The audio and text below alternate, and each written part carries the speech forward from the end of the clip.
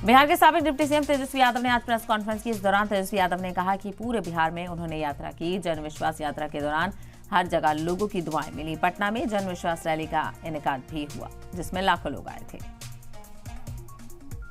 सवाल उठता है कि ये सरकार बनी है केवल हम लोगों को गाली देने के लिए।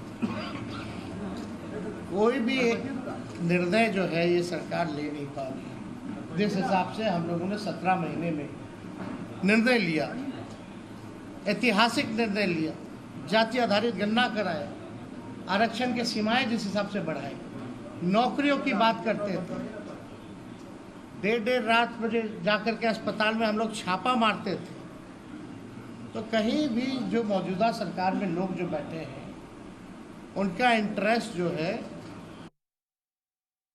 जो बजट भी आया वो बजट में हम ही मंत्री लोगों का साइन था।